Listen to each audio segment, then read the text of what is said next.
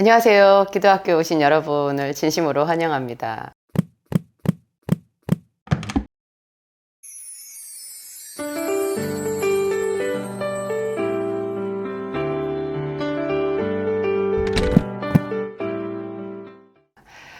잠언서는 참 밋밋한 말씀 같고, 이게 뭐 지혜인가 그런 생각이 들지만, 그게 잠언서가 31장까지 있잖아요. 그래서 저는 그 날짜의 장을 읽으시면 제일 좋다 그런 얘기를 하거든요. 오늘이 뭐 10일이다 그러면은 잠언서 10장을 읽고, 15일이다 하면은 15장을 읽고, 그렇게 읽다 보면 이게 31장까지 있어가지고 거의 한 달에 한 번 정도 이게 돌아가고, 뭐 못 읽어도 두 달에 한 번은 돌아가는데요.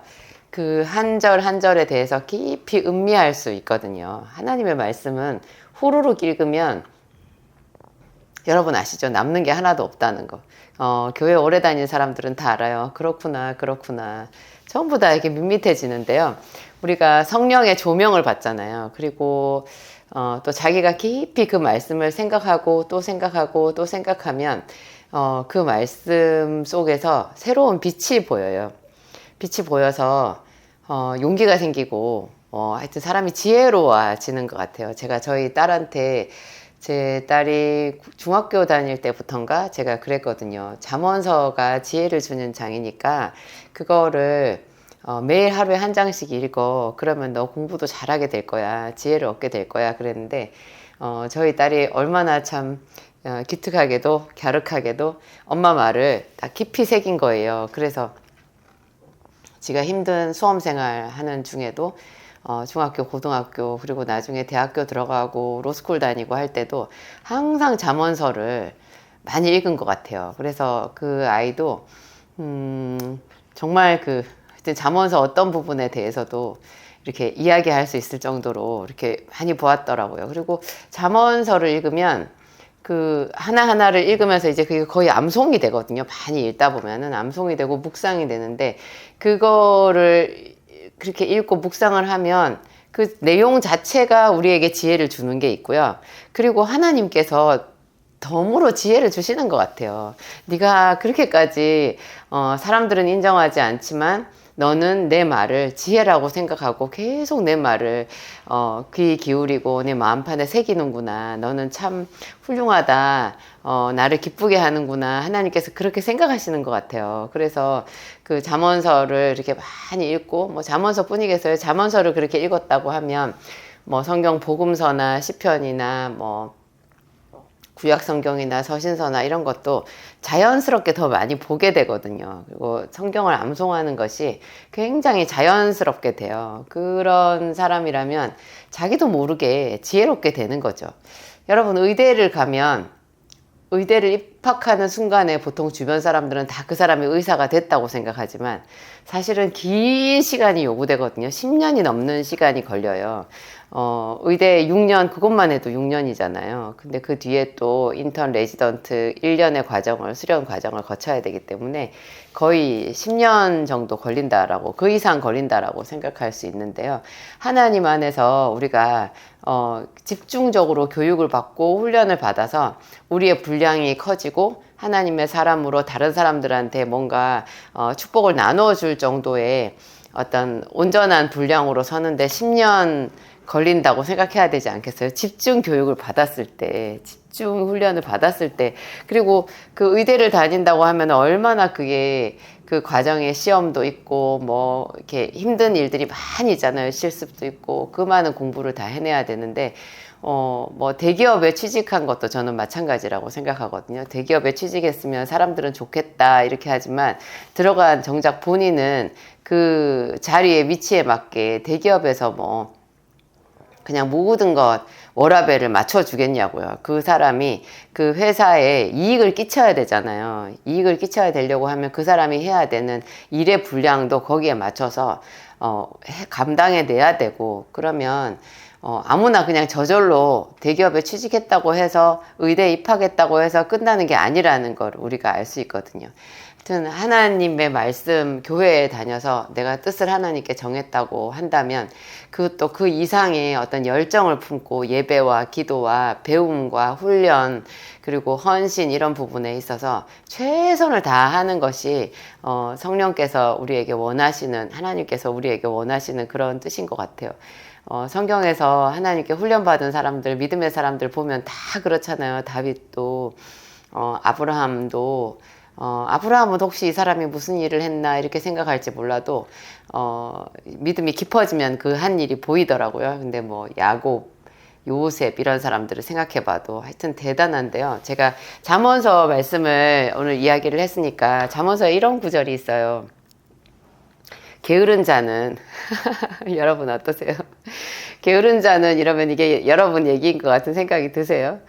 저는 게으른 자는 이건 나는 이러지는 않을 거야 이렇게 생각하고 그냥 그런가 이렇게 하고 읽고 넘어갔는데 요새는 그래요. 제가 잠언서에서 게으른 자는 악한 자는 미련한 자는 뭐 그런 거 있잖아요. 그런 거 보면 그게 다 저라고 생각을 해요. 그렇게 하고 그것을 더듬어서 읽고 또 읽고 생각을 했을 때 그게 저에게 유익이 되는 것 같더라고요. 근데 여기서 게으른 자는 그 잡을 것도 사냥하지 아니하나니. 잡을 것도 사냥하지 않는다라는 게 뭐예요? 거의 다 이제 손만 뻗치면 조금만 손을 쓰면 딱 잡을 수 있는 것. 내 손 안에 들어왔다고 생각하는 사냥꾼이 이제 내 손 안에 들어왔다고 생각하는 자기의 그 범주 안에 들어왔다고 생각하는 그런 정도를 얘기하는 거죠. 거의 다 잡은 거. 그거 손 뻗어서 잡기만 하면 되는데 그것도 사냥을 하지 않는데요. 그러면서 하시는 말씀이 사람의 부귀는 부지런한 것이니라 이렇게 되어 있어요. 게으른 자는 그 잡을 것도 사냥하지 아니하나니 사람의 부귀는 부지런한 것이니라. 여기서 보면 부귀가 부지런한 것이래요. 부요만 부지런하다 한 것이라고 하지 않고 귀하게 되는 것, 사람의 자리가 높아지는 거잖아요.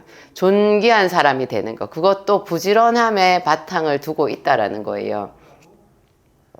근데 게으른 자는 그 잡을 것도 사냥하지 아니하나니. 어떤 또 다른 잠언서 구절에 보면요, 게으른 자는 그릇에 손을 넣고도 끌어올리기를, 입으로 가져오기를 괴로워한대요. 그래서 제가 그 말씀도 그렇고 이 말씀도 그렇고 하나님은 좀 과장이 심하시다.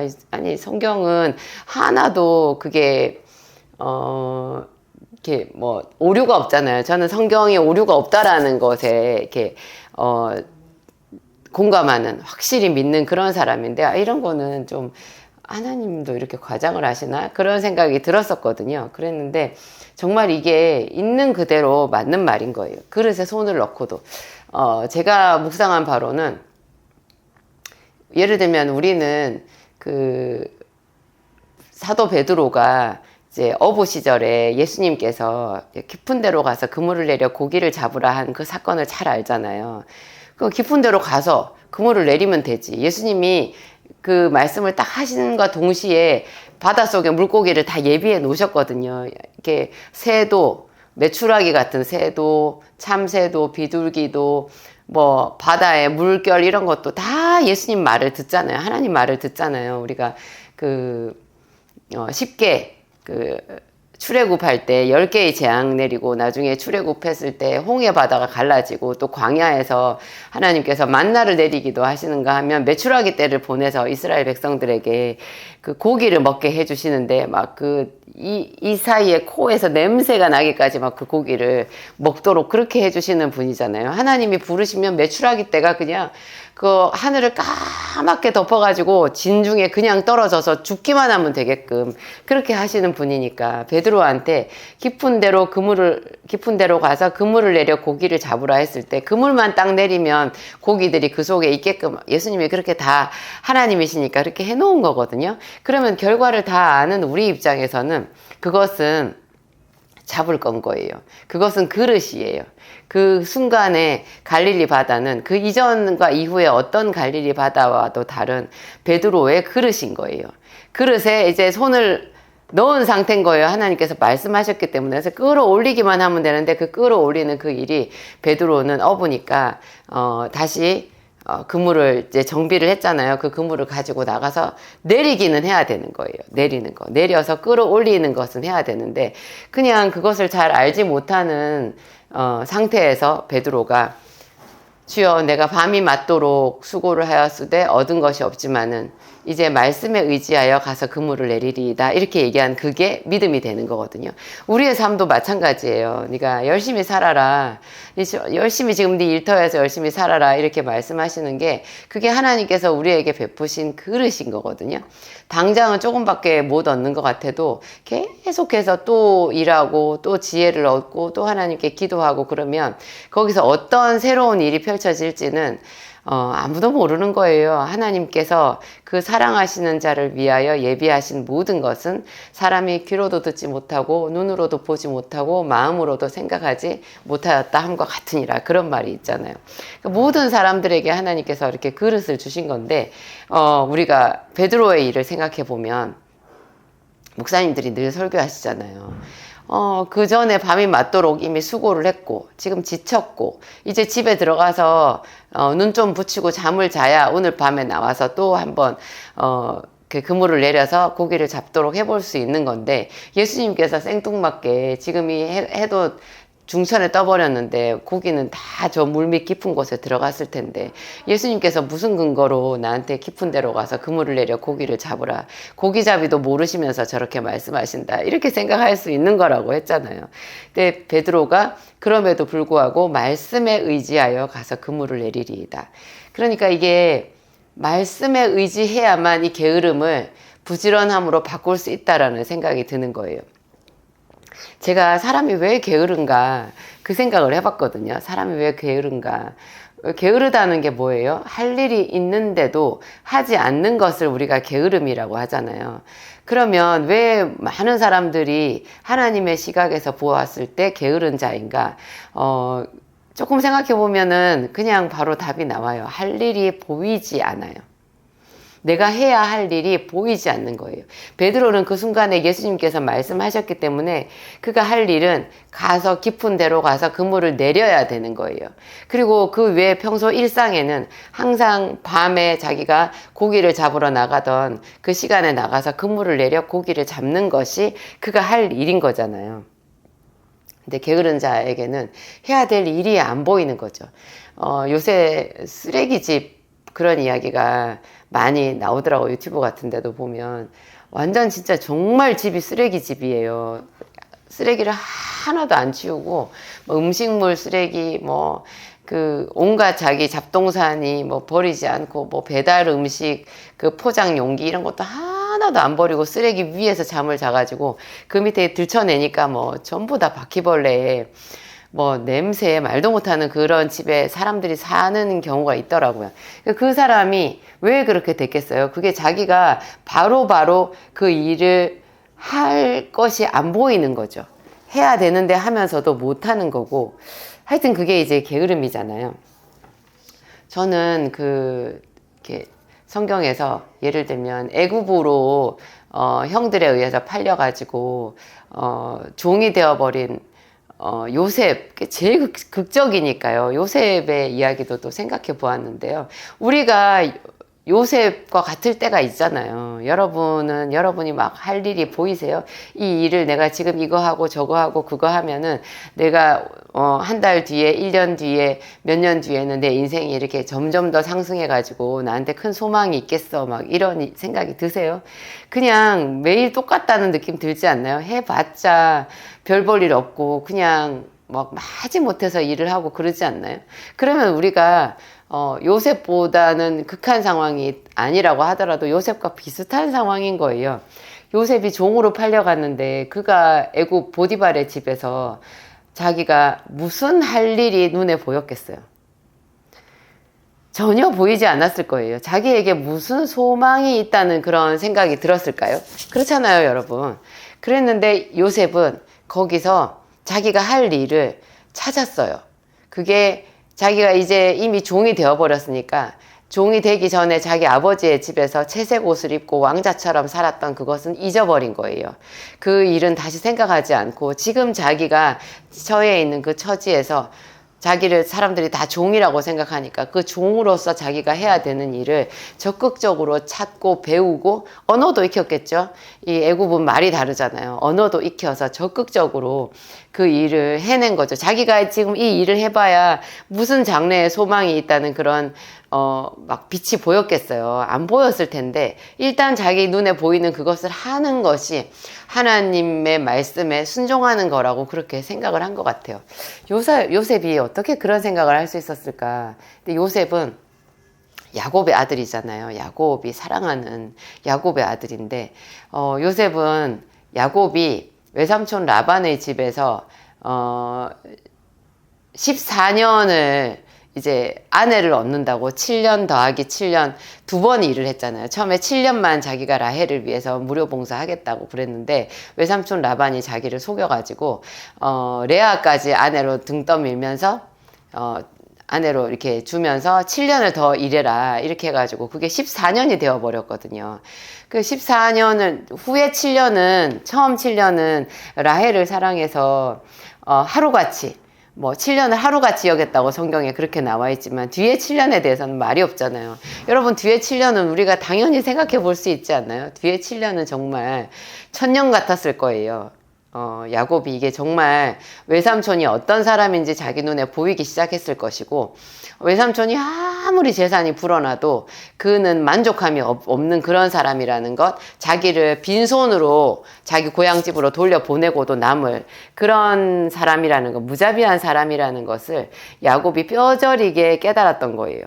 그런데 그런 속에서 야곱이 계속 그렇지만 일을 게을리하지 않고 어차피 자기가 수고해봐야 전부 외삼촌 라반의 것이 될 거라는 걸 뻔히 알면서도 처음 7년이랑 같은 마음으로 일을 한 거예요. 왜 그걸 우리가 알 수 있냐? 그 14년이 지난 다음에 야곱이 자기 고향으로 돌아가겠다고 했을 때 라반이 간절하게 붙잡잖아요. 그걸 통해서 알 수 있죠. 외삼촌 라반이 어떤 사람인데 후에 7년을 야곱이 게으르고 그냥 일을 대충 시간만 때우듯이 그렇게 했다면 그래 잘 가 이렇게 했을 거예요. 근데 야곱은 처음 7년이랑 똑같이 일을 해서 외삼촌 라반은 완전히 엄청난 거부가 된 거죠. 그러니까 외삼촌 라반은 계속해서 이놈을 붙잡아 가지고 뽕을 더 빼야 되겠다 그런 생각을 한 거잖아요. 근데 야곱이 그 후에 7년 동안 정말 하나님께 지혜를 구하면서 그 외삼촌 라반의 그 서슬 시퍼런 손에서 자기가 어떻게 자기 집을 세울 수 있는지, 자기의 집을 세울 만한 그런 재물을 자기 손으로 모을 수 있는지 그런 거를 하나님께 지혜를 구했을 거고, 왜 자기 집에서는 자기에게 연락이 안 오는지 그런 부분에 대해서도 생각을 했을 거고, 형의 노는 영원히 풀리지 않는가 그런 절망도 많이 했을 거예요. 근데 이런 시간을 다 지나가지고 야곱이 결국 승리했잖아요. 그 이야기를 요셉이 들었었을 것 같아요. 어렸을 때부터. 그리고 요셉은 굉장히 총명한 아이였잖아요. 총명하고 하여튼 그 보디발의 집에서 일을 한 걸 보면은 그 아버지의 부지런함과 그 하여튼 엄청난 성실함 있잖아요. 그거를 요셉이 그대로 이렇게 보고 배운 것 같거든요. 배웠어요. 그러니까 외삼촌 라반의 집에서 14년째 요셉이 태어났으니까 거기서 6, 7살 될 때까지, 우리나라 나이로 한 7살 될 때까지 요셉이 거기 같이 있었던 거잖아요. 그 어릴 때 아버지가 어떻게 일하는지를, 얼마나 엄마를 사랑하고 그렇게 일하는지를 이 어린 요셉이 보았단 말이에요. 그리고 거기서 이제 자기 고향 땅, 가나안 땅으로 돌아와서도 제법 아버지가 그 세겜성에서 일하는 그런 것도 아마 보았을 거고요. 그래서 이 요셉이 전능하신 하나님에 대해서 더 생각하기가 쉽지 않았을까.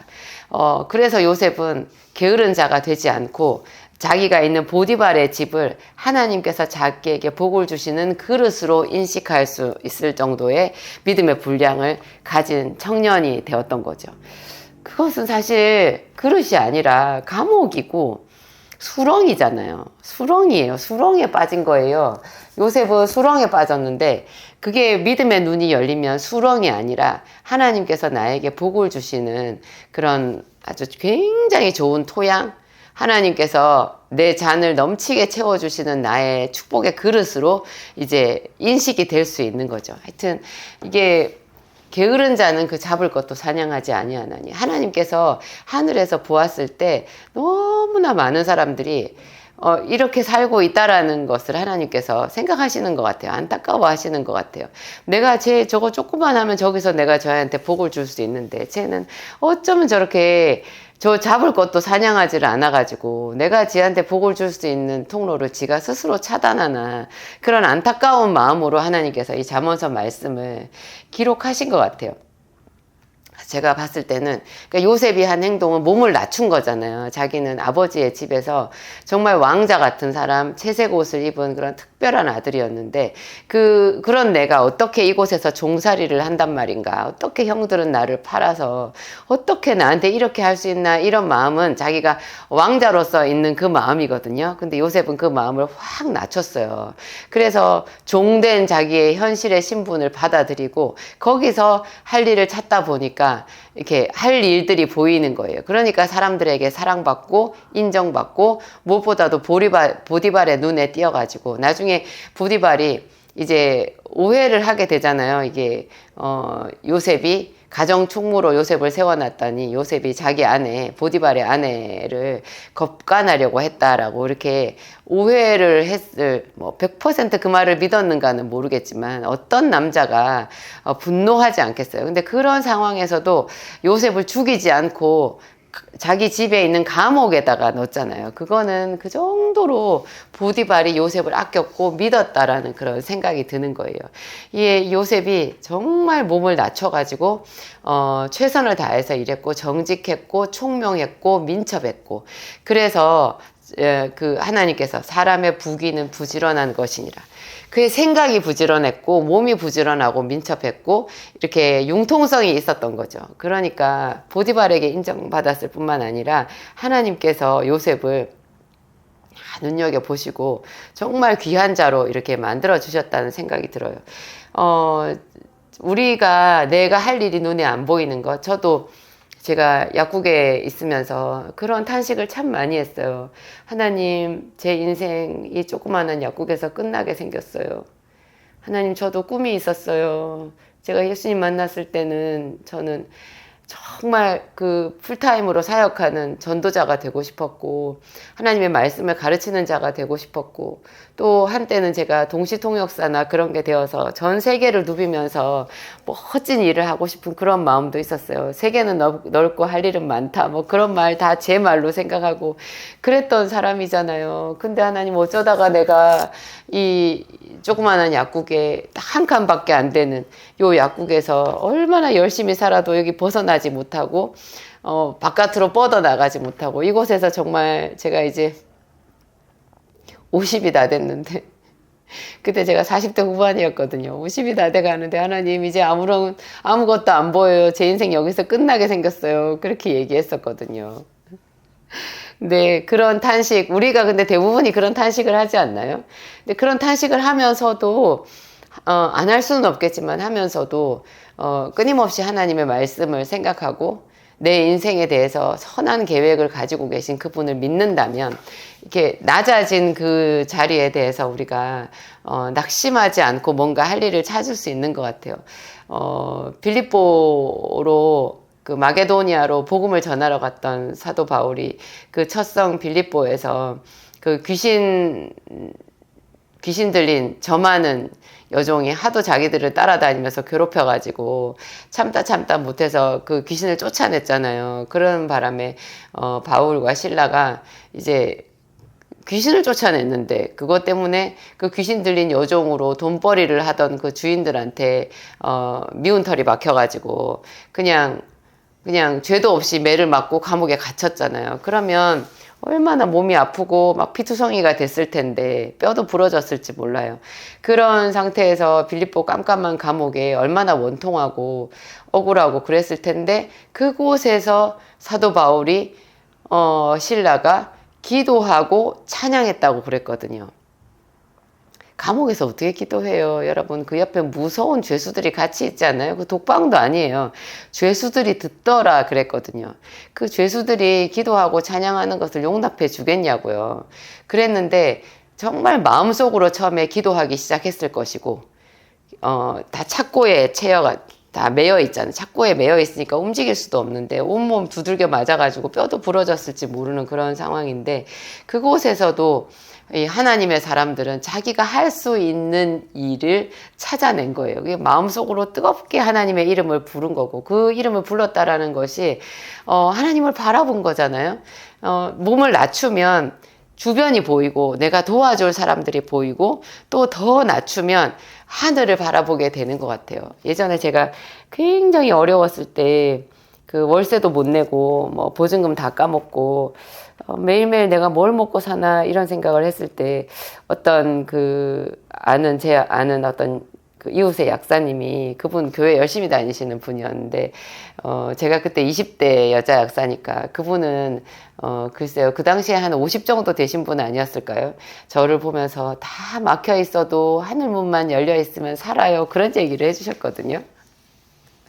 제가 그 말을 정말 꼭 붙잡았던 것 같아요. 그래서 제가 그 갇힌 것 같은 감옥 같은 그 약국에서 하늘 바라보고 그렇게 많이 기도하고 그러면서 거기서 또 제가 할 수 있는 것 정말 하루에 뭐 두세 명 몇 명밖에 안 오는 손님이지만 그 손님들한테 최선을 다해서 제가 연구한 그런 거를 토대로 약을 조제해서 주었고 상담을 해 주었고 또 틈나는 대로 제가 이렇게 약국 안에서는 자유로우니까 책을 이렇게 구입해가지고 책으로 비타민 요법 공부하고 그때 제가 메가비타민 요법이나 뭐 이런 비타민 연구를 참 많이 했었거든요. 그래서 그 없는 돈에 비타민 재료 사서 제가 약국에서 약국 제제도 만들어 보고 연고도 만들어 보고 막 하여튼 할 수 있는 모든 것은 그때 다 했던 것 같아요. 한 2년 동안 제가 그렇게 살았었는데 바울과 실라는 그 감옥에서 착고에 매인 그 몸으로 주의 이름을 부른 거예요. 그랬더니 그 감옥이 지금까지도 수천 년 동안 내려오는 성령의 도가니로 우리에게 지금 이렇게 인식되고 있는 곳이잖아요. 은혜의 도가니, 성령의 도가니잖아요. 그 감옥에 갇힌 곳이 아니라 하늘문이 열린 곳이었고 그곳을 통해서 빌립보 교회가 세워졌고 그 빌립보 감옥의 죄수들이 다 예수를 믿게 된 거잖아요. 간수장만이 아니라 그 감옥의 죄수들도 이 착고가 다 풀렸는데 아무도 도망 안 가고 전부 바울 옆에 서 있었다고 되어 있어요. 그 죄수들이 다 성령 체험을 하고 성령에 강력하게 붙들리게 된 그런 대부흥의 역사가 빌립보 감옥에서 있었던 거죠. 그러니까 누가 갇혀 있는 거냐? 내가 할 일을 찾지 못하고 눌려 있고 탄식만 나오고 하나님 이름도 부를 수 없는 그 사람이 진짜 게으른 자인 거예요. 게으른 자는 눌린 자고 두려움에 붙잡힌 자고 보지 못하는 자고 내가 뭘 할 수 있겠어 이 나이에 이렇게 말하는 사람이 그렇죠. 눈을 감은 자고 게으른 자가 되는 거죠. 하나님께서 은혜를 주시면 그냥 상황은 똑같은데 주변에 할 일들이 보이고 그러면서 소망이 생기고 그러면서 감옥이든 뭐든 다 뚫고 나가게 되는 것 같아요. 그래서 결국은 뭐예요? 하나님을 찬양하게 되는 것 같아요. 하나님 내 눈을 열어 주시옵소서. 요셉이 애국 보디발의 집에 있는 것 같이 그렇게 제가 갇혀 있다 하더라도 그곳에서 애국 국무총리로 가는 그 훈련의 길을 하나님께서 예비하셨던 것 같이 지금 내가 있는 이 자리에서 이 형편에서 내가 할 수 있는 일 또 하나님께서 내게 해주실 일들을 깨닫게 하시고 제가 무엇이든지 붙잡고 나가게 해 주시옵소서. 이게 주를 경외하는 자들이 해야 되는 필수적인 기도인 것 같아요. 하나님은요 제일 먼저 우리의 마음을 바꿔요. 마음을 바꾸시더라고요. 기도를 하면 상황은 똑같은데 그냥 마음이 기쁘고 평안이 있고 뭐라도 할 수 있을 것 같은 그런 생각이 들거든요. 그래서 마음이 병들면 왕궁에 있고 뭐 아무리 돈이 많아도 그 사람 맨날 죽을 생각만 하고 슬프고 우울하고 못된 짓만 하다가 죽을 수도 있잖아요. 근데 마음이 바뀌면 그래서 이 마음이 진짜 생명의 근원이라는 생각이 들어요. 이 마음을 하나님께 올려드리고 그쵸? 우리가 함께 이 마음을 우리의 마음에 하나님 와달라고 제가 기도를 해보도록 하겠습니다. 그리고 여러분 제가 이 기도 학교잖아요. 유튜브 기도 학교. 근데 진약사의 기도 학교인데 제가 참 안타까운 게요. 이 기도는 실전이거든요. 같이 해야 돼요. 그래서 영어를 하려고 그러면 영어를 많이 다 영어로 되어 있는 그런 세계, 영어만 쓰는 그 세계에 들어가서 이렇게 살아봐야 되잖아요. 기도를 잘하려고 하면 혼자 골방 기도 이런 것도 물론 그게 일상이 되어야 되지만 한 번씩 정말 온 교회가, 온 믿음의 사람들이 같이 기도하는 그곳에 들어가서 함께 합심으로 기도하는 거, 그거 훈련 굉장히 중요한 훈련이거든요. 제가 저희 교회를 오픈한다고 말씀드렸어요. 저희 교회 성전, 새 성전 입당해가지고 지금 자리 여유가 많아요. 근데 제가 금요 성령 집회 여러분들한테 그때 말씀드렸잖아요. 저희 교회 금요 성령 집회가 저녁 8시에 시작하거든요. 10시 반에 끝나요. 무려 2시간 반인데요. 1시간 반 정도를 찬양과 기도로만 해요. 우리 정말 통성기도 강렬하게 하는데 그 통성기도 할 때 성전 앞자리에 이렇게 제가 막 끌리듯이 가거든요. 저 뒤에 있다가 앞으로 쭉 가면은 완전 거기 하늘 문이 열려 있어요. 제가 이렇게 좋은 거 막 기도 사모하는 우리 기도학교 학생들이 와서 경험해 보면 좋겠다 그런 생각이 들어요. 옛날에 여의도 순복음교회 뜨겁게 기도할 때 정말 그 지방에서도 막 여의도 순복음교회에서 하는 금식 성회나 금요 철야 집회나 이런 데 와가지고 기도하고 축만 받아서 본교회 돌아가가지고 또 헌신하시고 일터에서 일하고 그랬거든요. 저희 교회를 그렇게 생각해 주시면 좋겠어요. 어디든지 여러분들이 아는 곳에 그렇게 뜨겁게 기도하는 교회가 있다면 거기 가시고요. 저는 우리 교회를 얘기해요. 오실 수 있는 분들은 금요 성령 집회에 오셔가지고요. 뭐 2층도 저희 자리 많아요. 그래서 뜨겁게 같이 기도하시고 그걸로 성령 충만 받아서 평소에 여러분 일상으로 골방 기도 혼자서 하는 그런 기도하시고 무엇보다 여러분 방언 받으셔야 돼요. 방언을 받아서 이 신령한 언어로 막 하늘을 뚫는 그런 기도를 한번 경험을 해보셔야 돼요. 또 저희 기도학교, 제가 저희 교회에서 하는 기도학교 있잖아요. 그게 이제 주일날 주일 오후 2시 반에 시작을 하거든요. 2시 반에 시작을 해서 통성 기도 시간이 한 30분 정도 있어요. 그 기도 시간에 여러분들이 같이 기도를 해보시는 것도 좋고요. 하여튼 제 남편 목사님이 이 기도 인도하시는 것에는 탁월한 은사가 있어요. 말씀도 잘 하시지만 하여튼 여러분 오셔서 기도하시는 거 제가 교회에 등록하지 않아도 얼마든지 여러분 환영하고요. 와서 같이 기도하시면 좋겠습니다. 또 저희가 8월에 제가 날짜 정확하게 정해지면 말씀드릴 텐데 저희 교회 여름 수련회가 있어요. 이게 주일날 오후에 출발해서 화요일날 오전에 돌아오는 2박 3일 수련회가 있는데요. 그 수련회에도 오실 수 있는 분들은 오셔서 정말 집중해서 3일 동안 같이 기도해서 그 인생이 바뀌는 그런 경험을 한번 해보시면 좋겠다 그런 생각이 듭니다. 기도하시겠습니다. 하나님 감사합니다. 우리의 눌린 마음, 어두운 마음, 어떤 상황에 있는지 모든 것을 헤아리시는 당신께 감사합니다. 하나님, 우리의 마음을 변화시키기 위하여 주 예수님께서 이 땅에 오셨고 우리의 마음을 두드리고 하나님 문을 열기를 기다리시는 줄을 알고 감사합니다. 하나님, 누구든지 내 음성을 듣고 문을 열면 내가 그에게로 들어가 그로 더불어 먹고 그는 나로 더불어 먹으리라 말씀하셨습니다. 하나님, 우리 아버지, 우리 마음에 오시옵소서. 새 마음을 주시옵소서. 하나님, 사도 바울의 마음을 새롭게 하시고 또 사울 왕의 마음을 새롭게 하셔서 이스라엘의 왕이 되게 해주셨던 것 같이 또 종으로 팔린 요셉의 마음 속에 하나님께서 역사하셔서 그가 그 종된 자리에서 소망을 품고 꿈을 품고 하나님 열심을 다해서 일할 수 있게 해주셨던 것 같이 오늘 우리의 마음도 주의 손에 있사오니 역사하시옵소서. 이루시옵소서. 하나님, 게으른 자는 그 잡을 것도 사냥하지 않는다 하였습니다. 우리의 눈이 어두워서 보지 못하고 슬픔과 좌절 가운데 많은 시간을 허비하였음을 주님 앞에 고백합니다.